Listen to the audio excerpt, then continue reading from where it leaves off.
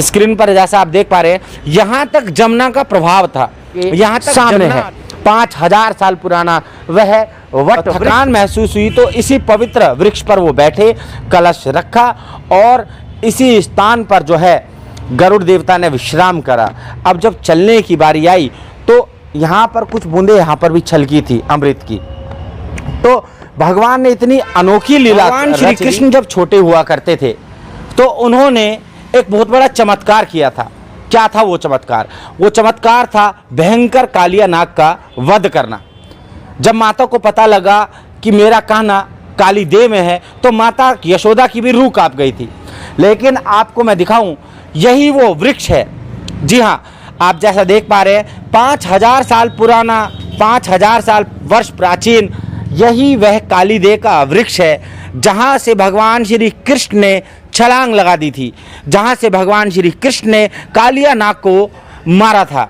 जी हाँ, दरअसल भगवान श्री कृष्ण और उनके सखा यहाँ पर गेंद का जो है खेल खेलते थे।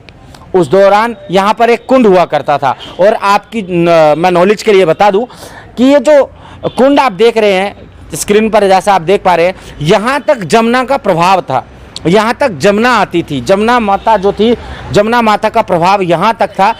तो यहाँ पर भयंकर कालिया नाग का निवास स्थान हुआ करता था। वो कालिया नाग जिसने अनेकों लोगों को लील लिया, अनेकों लोगों की लीलाएं समाप्त कर दी, जीवन लीला समाप्त कर दी।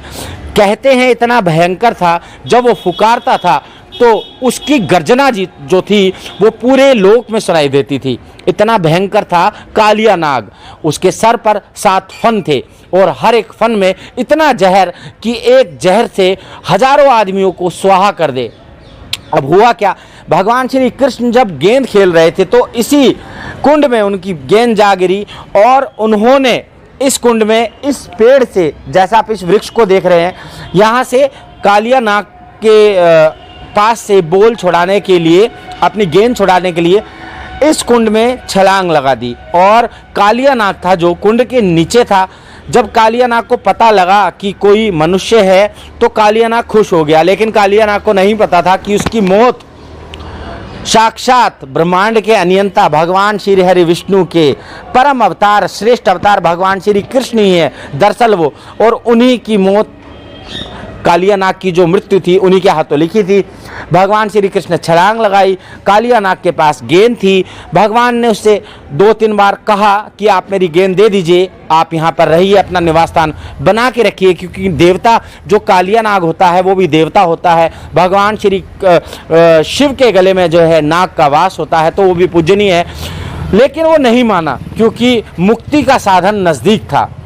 फिर क्या था, भगवान श्री कृष्ण ने लीला रच दी और उसे परास्त कर कर उसके फन पर सवार होकर इसी जगह से, जैसा आप टीवी सीरियल में देखते हैं, मैं आज आपको कोई रील नहीं दिखा रहा, मैं आपको हकीकत से रूबरू करवा रहा हूँ। मैं आपको हकीकत बता रहा हूँ कि यही वो स्थान था जहाँ से भगवान श्री कृष्ण कालिया नाग के फन पर सवार होते हुए आए और इसके बाद में कालिया नाग की मुक्ति हुई। देखिए, हमारे यहाँ पर, हमारे हिंदू धर्म में, हमारे सनातन धर्म में अनेक ऐसी लीलाएं हैं, पर कुछ वामपंथी तत्व जो हैं वो इस चीज़ को नकारते हैं। लेकिन उनके मुंह पे करारा तमाचा जब पड़ता है, जब ये दृश्य उन्हें देखने को मिलता है, जब ये परिपाटी उन्हें देखने को मिलती है, तो उनको भी महसूस होता होगा कि हमने ये गलत किया।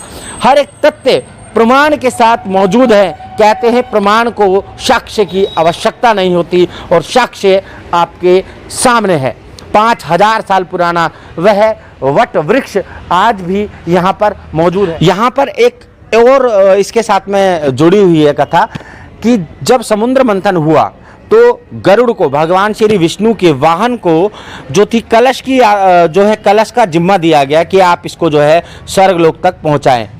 तो जब गरुड़ था, गरुड़ यहाँ से निकल रहे थे तो उन्हें थोड़ी सी थकान महसूस हुई तो इसी पवित्र वृक्ष पर वो बैठे, कलश रखा और इसी स्थान पर जो है गरुड़ देवता ने विश्राम करा। अब जब चलने की बारी आई तो यहाँ पर कुछ बूंदे यहाँ पर भी छलकी थी अमृत की। तो भगवान ने इतनी अनोखी लीला रच दी कि आज भी उस कलश के निशान यहाँ पर मौजूद हैं। जी हाँ, जैसा आप स्क्रीन पर अपने देख पा रहे हैं, ये वही 5000 साल पुराना कलश है जो कि समुद्र मंथन में निकला था और आज भी यहाँ पर ज्यों का त्यों है।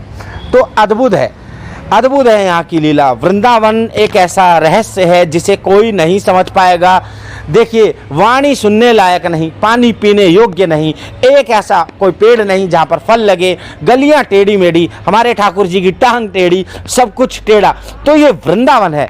वृंदावन में जो एक बार आ जाता है तो वृंदावन का होकर रह जाता है। मेरा न्यारा वृंदावन का मकसद आपको अपने धार्मिक, अपने संस्कृति, अपने सनातन धर्म से रूबरू करवाना है, आपस का परिप्रेक्ष्य मिलवाना है। यही मेरा कार्य है। आप अपना प्यार दे रहे हैं, इतनी जल्दी आपने प्यार दिया, बड़े बड़े जो धुरंधर थे उनको भी आपने दरकिनार करते हुए इतना मुझे प्यार दिया। मैं आपका तहे दिल से शुक्रिया अदा करता हूं और इस वृक्ष को देखकर आप भी गौरवान्वित होंगे। आप भी एक अच्छा अनुभव करेंगे कि हमारे सनातन, हमारे वंशजों की निशानी आज भी वृंदावन में जस की तस है।